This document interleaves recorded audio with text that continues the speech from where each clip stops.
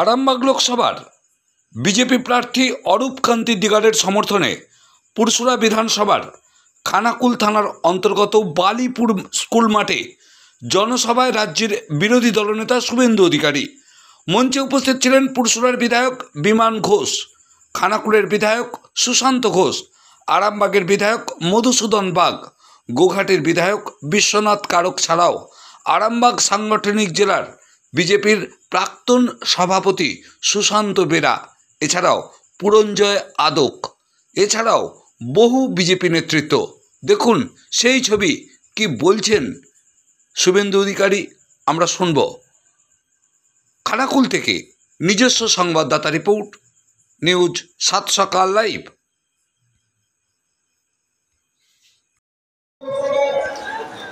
ভারতীয় জনতা পার্টির মনোনীত প্রার্থী মাননীয় অরূপ কান্তি দিগার, সেই অরূপের সমর্থনে আমাদের এই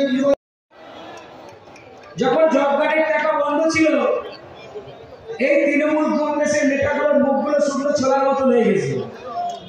যা টাকা ঢুকেছে আবার ভিজানো ছোলার মতন তুলে বেঁকে উঠেছে, হয়েছে না? আমরা সব জানি, সব হিসেব আছে। গরিব মানুষের টাকা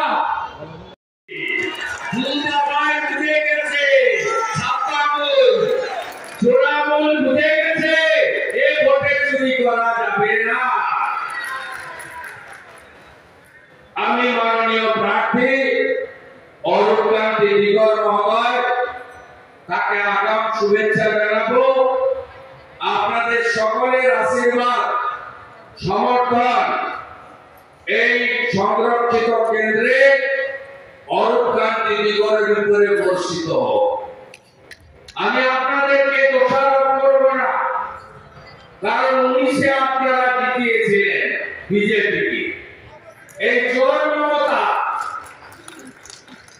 নবান্ন থেকে ডিএমকে ফোন করে চন্দ্রকোনা সংরক্ষিত বিধানসভা 16টা মেসেজ গুনতে দেয়নি, তাই 2000 ভোটে ওদের ক্যান্ডিডেটকে দিয়েছিল পিছনের দরজা দিয়ে। তাই এই সিটটা বিজেপি ছিল, বিজেপি হবে, 2000 হবে না, 1 লাখের বেশি ভোটে এই কেন্দ্র থেকে বিজেপি। আজকের মমতা নিশানামুখী রাজ্যে দুবার শিরোপানি হয়েছে।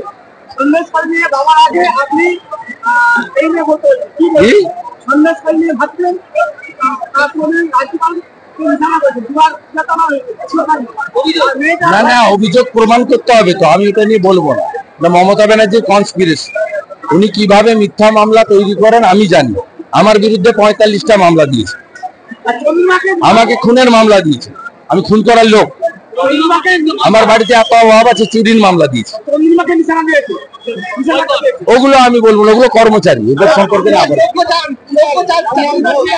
আমি এই মন্তব্য। প্রধানমন্ত্রী ঘোষণায় যোগ্য চাকরি প্রার্থীরা অত্যন্ত খুশি হয়েছে। আমরা পুরো লিগ্যাল সাপোর্ট দেব। আমরা চাই চোরেরা জেলে যাক আর যোগ্যরা চাকরি খুঁজে পাক। 12 তারিখ আরামবাগে